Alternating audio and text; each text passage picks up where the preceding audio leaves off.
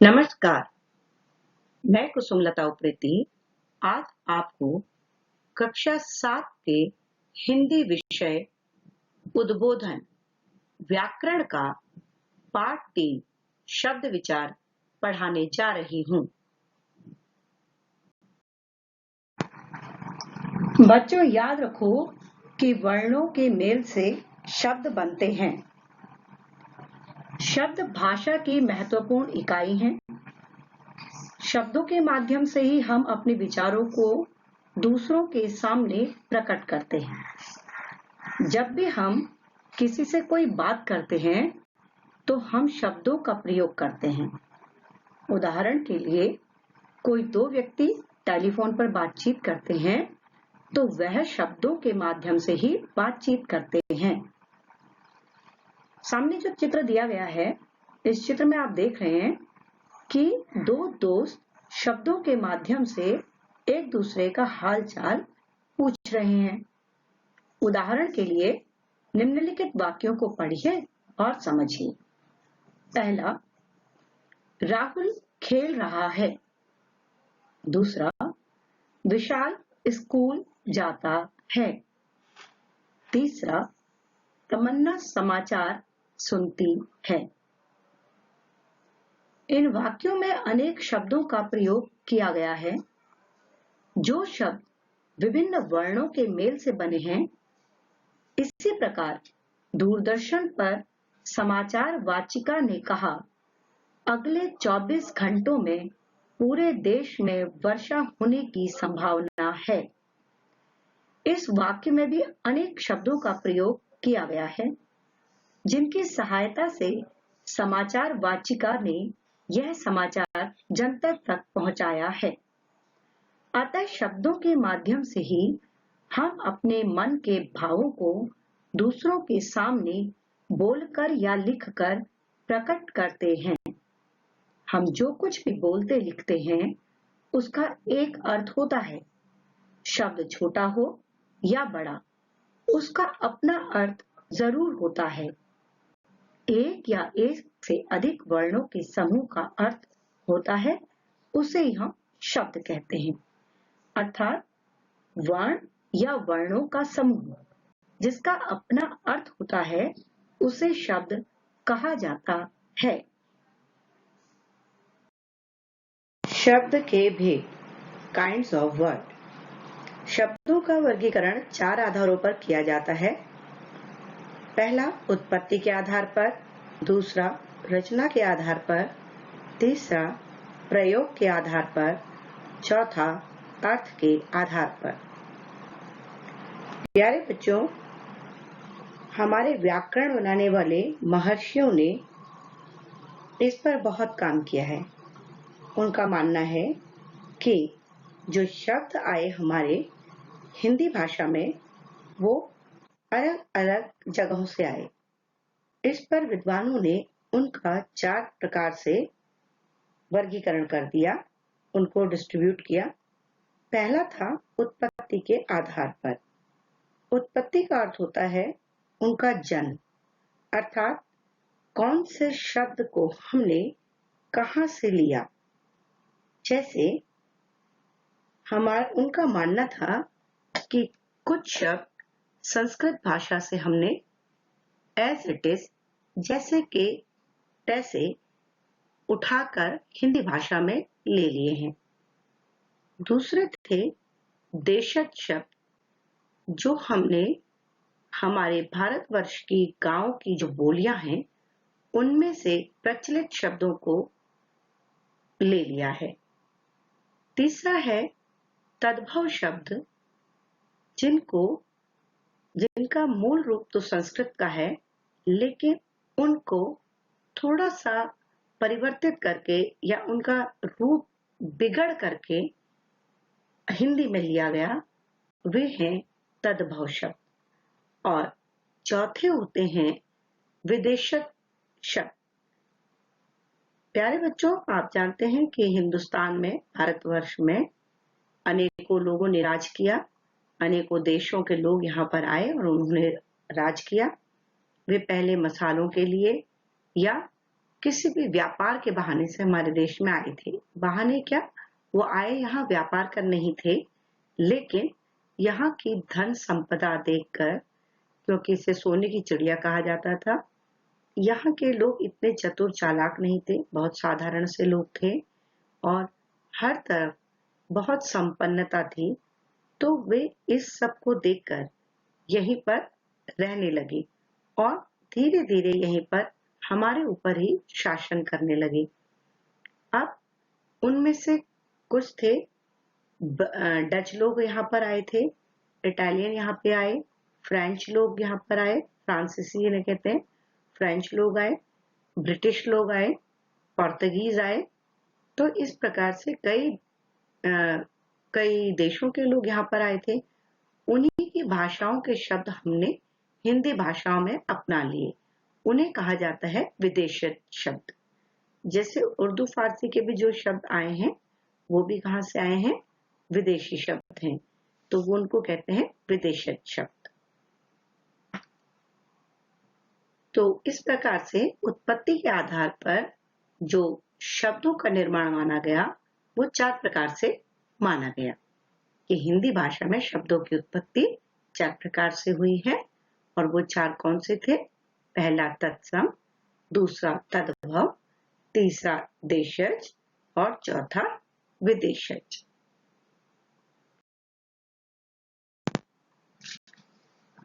प्यारे छात्रों, यहाँ पर तत्सम तद्भव शब्दों की तालिकाएं दी गई हैं। तत्सम शब्द वे शब्द होते हैं जो हिंदी भाषा का जन्म संस्कृत भाषा से हुआ है, ऐसा हम लोग मानते हैं। इसलिए ही संस्कृत के अनेक शब्द उसी रूप में हिंदी भाषा में प्रयोग किए जाते हैं।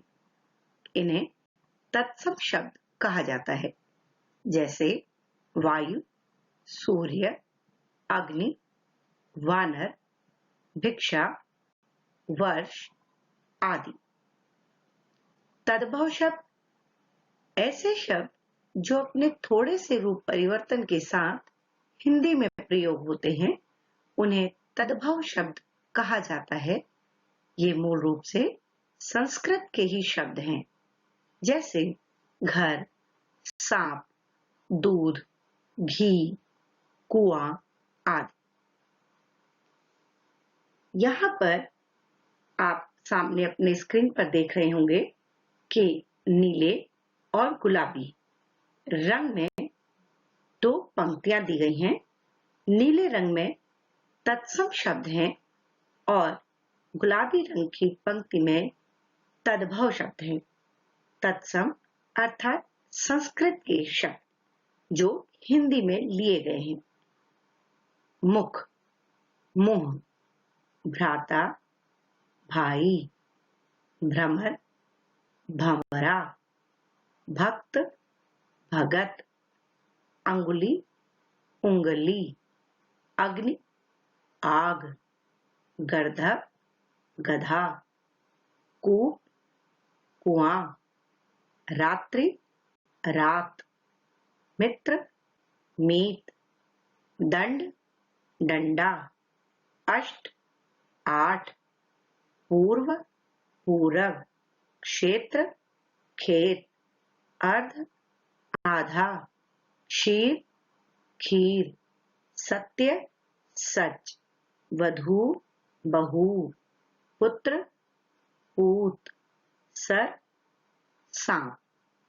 इस प्रकार से तत्सम शब्द वे थे जो संस्कृत से लिए जाते हैं और तद्भव शब्द वे होते हैं जो जिनका हम थोड़ा सा रूप परिवर्तन करके हिंदी में प्रयोग करते हैं।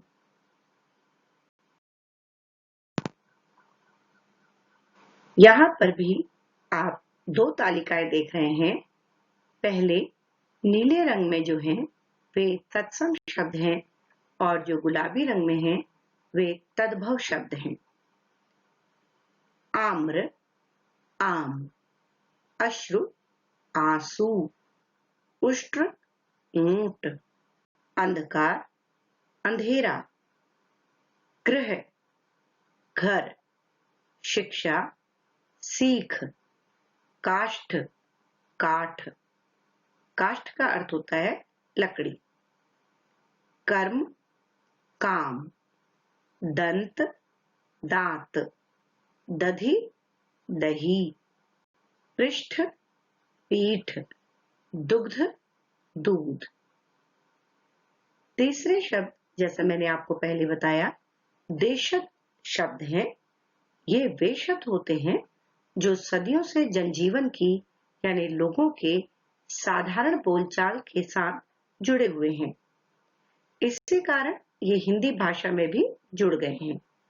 उन्हें देशज शब्द कहा जाता है। देशज शब्द हिंदी में अन्य किसी भाषा से नहीं लिए जाते हैं। जैसा मैंने आपको बताया कि भारतवर्ष गांव का देश है, ग्रामीण प्रधान देश है, कृषि प्रधान देश है। हमारे यहाँ अनेकों गांव हैं और उन गांव में बोलियां बोली जाती हैं। उन्हीं बोलियों से जो लोगों के सामान्य जीवन की साधारण बोलचाल के शब्द हैं, वे देशज शब्दों में ले लिए गए हैं। निम्नलिखित शब्द देशज शब्द हैं: थैला, गाड़ी, झुग्गी, खिड़की, घोंसला, पेट, खटखटाना, तथपथ, झाड़ू, फावड़ा, लोटा, चिड़िया, डिबिया, कपड़ा आदि।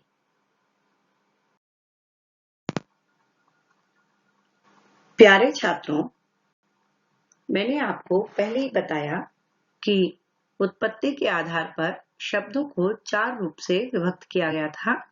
इनमें से चौथा है विदेशी शब्द। हमारा देश लंबी गुलामी के कारण विदेशी सरकार के अधीन रहा, जिसके कारण कई विदेशी भाषाओं के शब्दों ने हिंदी में अपना स्थान बना लिया है।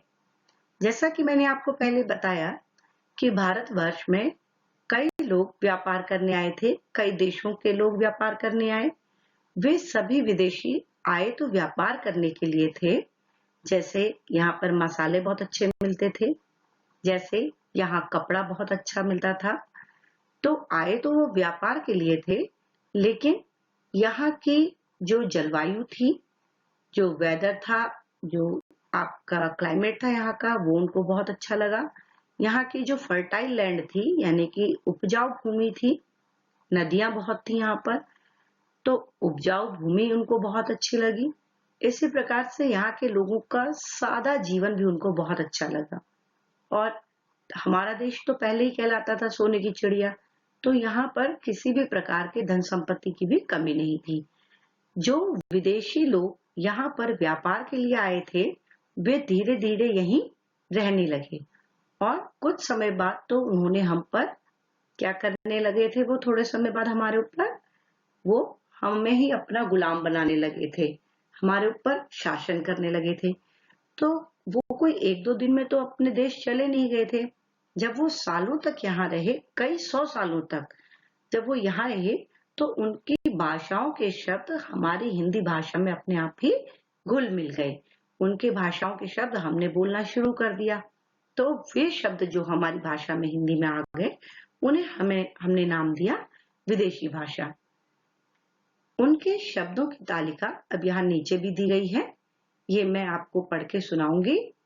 यहाँ पर अंग्रेजी, अरबी, फारसी और तुर्की शब्दों की तालिकाएं दी गई हैं। इन्हें हम ध्यानपूर्वक पढ़ेंगे। तो विदेशी शब्द कौन से होते हैं?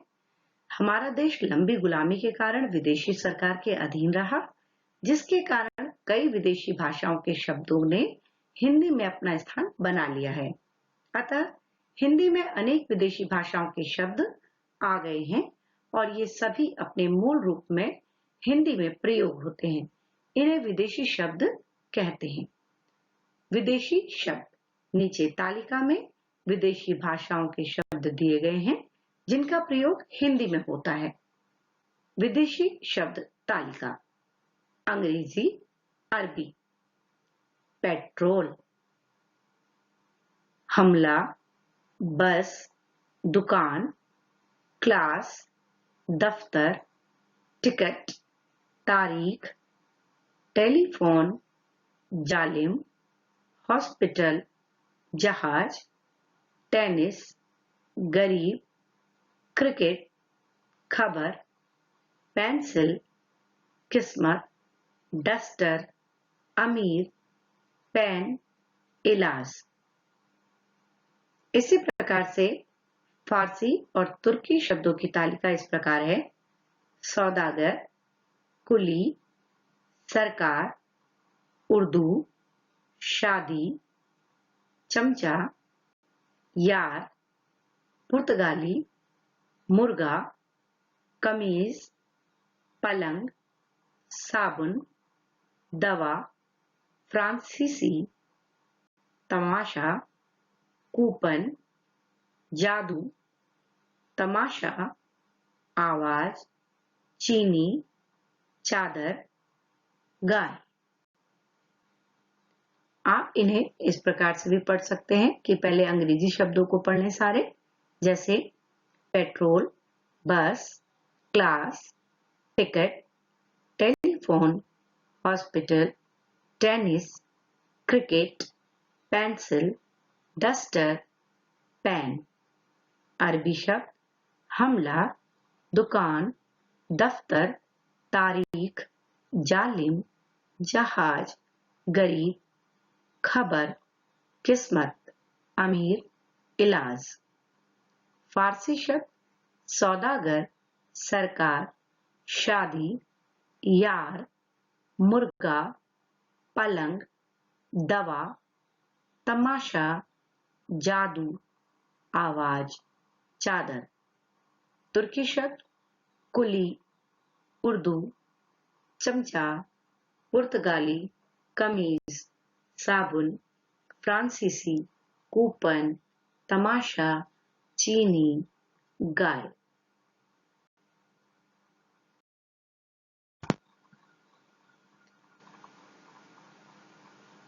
इसी प्रकार से अब हमने पढ़ लिया है उत्पत्ति के आधार पर। उत्पत्ति के आधार पर शब्द हमने बताया 4 प्रकार से बांट दिए गए थे: तत्सम, तद्भव, देशज और विदेशी। अब कुछ विद्वानों का मानना था कि शब्द रचना के आधार पर उनका भेद होना चाहिए। रचना अर्थात उनकी बनावट। ये शब्द आए कहां से? ये बहुत पुराने शब्द हैं। किसी ने कहा कि जो शब्द बहुत पुराने हो गए वे रूढ़ हो गए। कईयों ने कहा, कई विद्वानों का मानना था कि शब्द मिलाकर के बने हुए हैं, और कईयों ने कहा कि कुछ पुराने शब्द और कुछ और शब्दों को मिलाकर एक तीसरा ही बनता है योग रूढ़ शब्द। तो इस प्रकार से रचना के आधार पर शब्दों का वर्गीकरण करने वाले विद्वानों का मानना है कि रचना के आधार पर शब्दों के 3 भेद होते हैं: रूढ़ शब्द, यौगिक शब्द और योग रूढ़ शब्द। रचना के आधार पर शब्दों के भेद। रचना या बनावट के आधार पर शब्द 3 प्रकार के होते हैं: पहला रूढ़ शब्द, दूसरा यौगिक शब्द, तीसरा योग रूढ़ शब्द। पहला रूढ़ शब्द अर्थात ट्रेडिशनल वर्ड्स, वे शब्द जो किसी व्यक्ति, स्थान, वस्तु, भाव और प्राणी के लिए परंपरा से चले आ रहे हैं, रूढ़ शब्द कहलाते हैं। इन शब्दों के टुकड़े नहीं किए जा सकते। यदि टुकड़े किए जाएं तो इनका कोई अर्थ नहीं रहता है। जैसे हाथ, हा प्लस थ, पैर, रात, कुर्सी, मेज, पंखा, शीशा, छत, जमीन, आसमान आदि। यदि इन शब्दों के टुकड़े किए जाएं तो इनका कोई अर्थ नहीं रहता। जैसे हा जमा थ, हाथ, और छ जमा त, छत।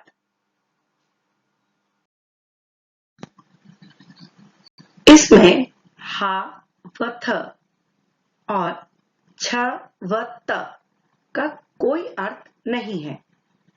रूढ़ परंपरा में एक पीढ़ी से दूसरी पीढ़ी तक शब्द चलते चले जाते हैं।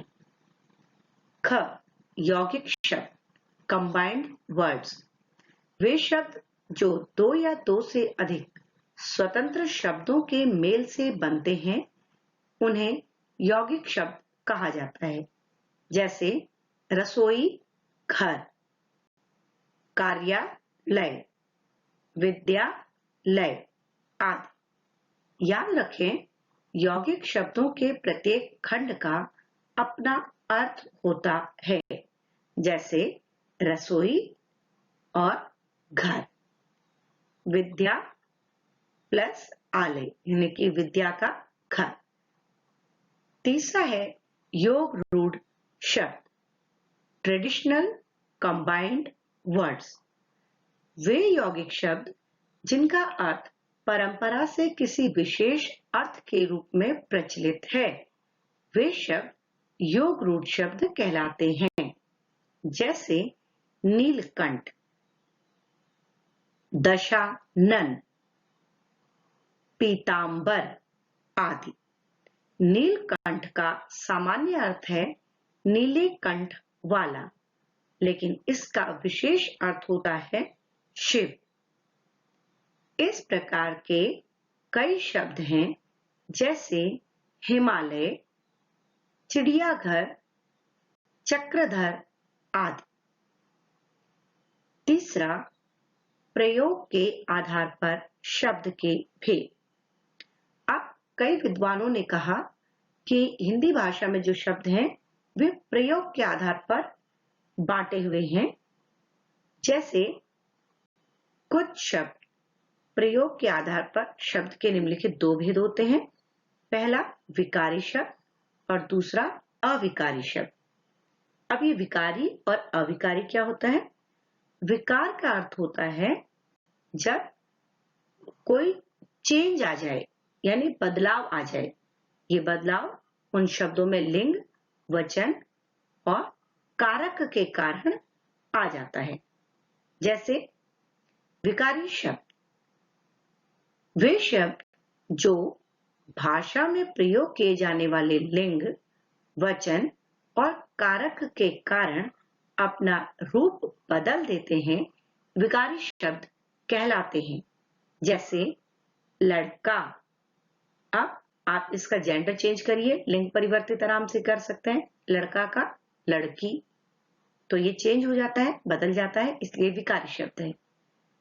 लड़का वचन के रूप में परिवर्तित कर सकते हैं यानी सिंगुलर और प्लूरल, तो लड़का, लड़के। तीसरा है कारक के रूप में, लड़के कारक प्रयोग करके लड़कों के लिए। तो हमने यहां पर देखा कि लड़का लिंग के अनुसार लड़की में परिवर्तित हो सकता है, लड़का शब्द वचन के अनुसार लड़के में परिवर्तित हो सकता है और लड़के शब्द कारक का प्रयोग करते हुए लड़कों में परिवर्तित हो सकता है। तो यहाँ पर चेंज आने के कारण, बदलाव आ जाने के कारण विकारी शब्द कहलाते हैं। विकारी शब्दों के भी चार भेद होते हैं।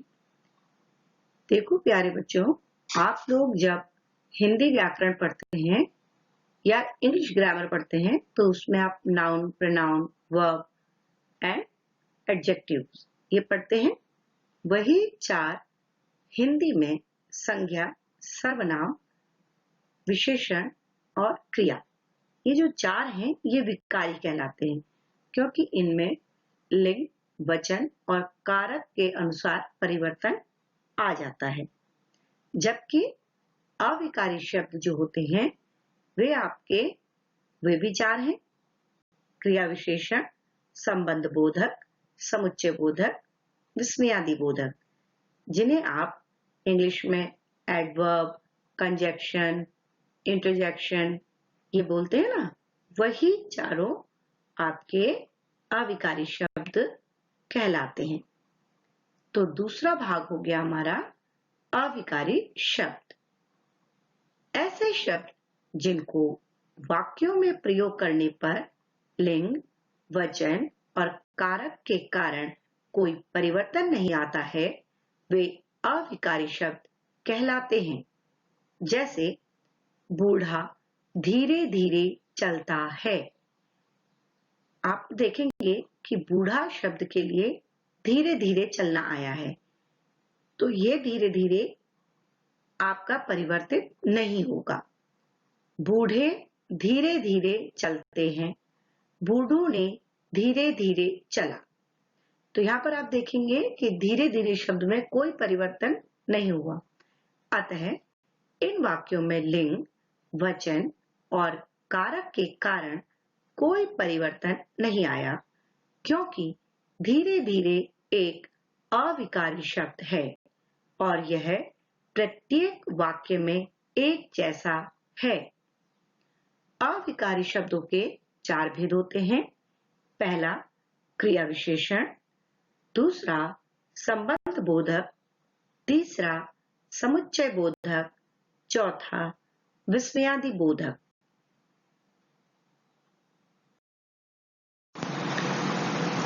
चौथे प्रकार में आपके कुछ विद्वानों ने माना कि शब्दों को हम अर्थों के आधार पर विभक्त कर सकते हैं। अर्थ के आधार पर शब्द के 4 भेद होते हैं। पहला एकार्थी शब्द, अर्थात वन मीनिंग वर्ड्स।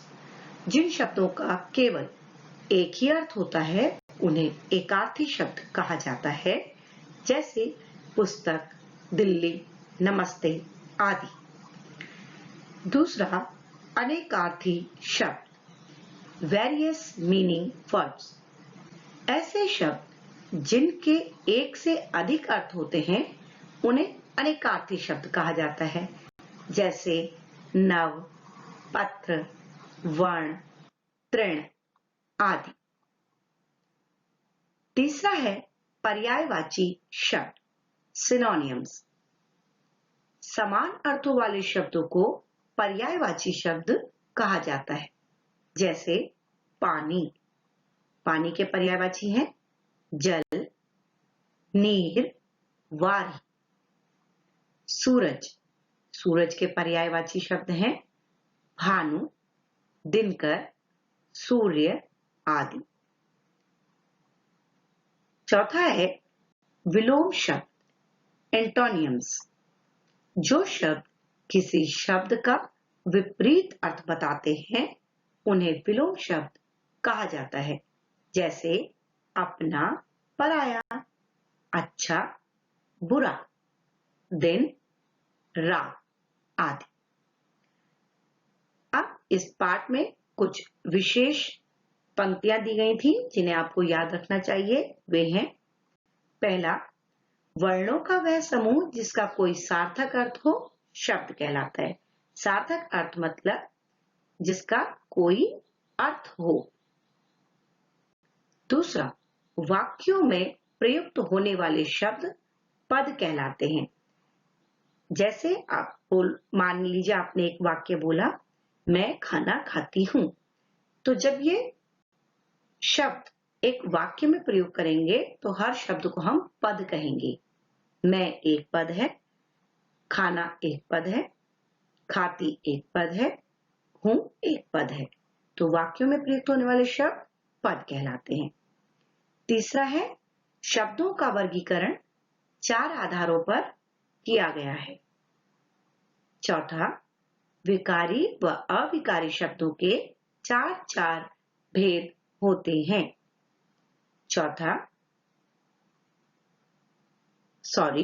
पांचवा, रचना के आधार पर शब्द 3 प्रकार के होते हैं, रूढ़ शब्द, योग रूढ़ शब्द और यौगिक शब्द। छठा, अर्थ के आधार पर शब्द 4 प्रकार के होते हैं।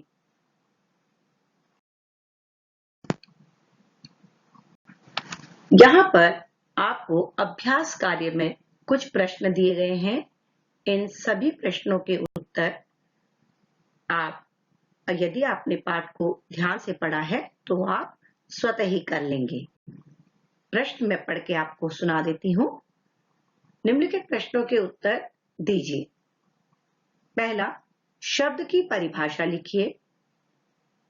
दूसरा, शब्दों का वर्गीकरण किन आधारों पर किया गया है। तीसरा, उत्पत्ति के आधार पर शब्द को कितने भागों में बांटा गया है। चौथा, बनावट के आधार पर शब्द के कितने भेद हैं। ड़, प्रयोग के आधार पर शब्द के कितने भेद हैं। च, विकारी और अविकारी शब्दों में अंतर स्पष्ट कीजिए। छ, यौगिक और योग रूढ़ शब्द में अंतर स्पष्ट कीजिए। यहाँ पर प्रश्न संख्या 2 में सही वाक्यों के सामने सही और गलत वाक्य के सामने गलत का चिन्ह लगाना है। क, रचना के आधार पर शब्दों के 4 भेद होते हैं। सही अथवा गलत। ख, प्रयोग के आधार पर शब्दों के 3 भेद हैं। सही अथवा गलत। ग, कागज विदेशी शब्द है। सही अथवा गलत। ख, अविकारी शब्दों पर लिंग, वचन और कारक का कोई प्रभाव नहीं पड़ता है। सही अथवा गलत। ड़, देशज शब्द क्षेत्रीय भाषाओं से लिए जाते हैं। सही अथवा गलत। च, संस्कृत से हिंदी में आए हुए शब्दों को तद्भव शब्द कहते हैं। सही अथवा गलत। प्रश्न 3, निम्नलिखित शब्दों के तद्भव रूप लिखिए। अर्थात यहाँ पर आपको तत्सम शब्द दिए हैं, अर्थात संस्कृत के शब्द दिए गए हैं। इनको आपको जो उनका थोड़ा सा परिवर्तित रूप करके हिंदी में लिया गया है उन्हें लिखना है। पहला है भिक्षा। भिक्षा, भीख, इसका तद्भव शब्द होगा भीख। सत्य, सच। मुख, मुंह। अष्ट, 8। भक्त, भगत। सूर्य, सूरज। क्षेत्र, खेत। कर्म, काम। दुग्ध, दूध। प्रश्न 4, निम्नलिखित शब्दों के तत्सम रूप लिखिए। अर्थात यहाँ पर ये शब्द आपको जो संस्कृत से थोड़ा सा परिवर्तित होकर हिंदी बन गए थे, हिंदी में लिए गए वो शब्द दिए गए हैं और इन्हें आपको पूर्ण रूप से संस्कृत का शब्द बनाना है।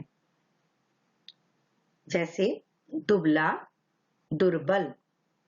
बहु, वधू। आंसू, अश्रु। हाथी, हस्ती। मोर, मयूर।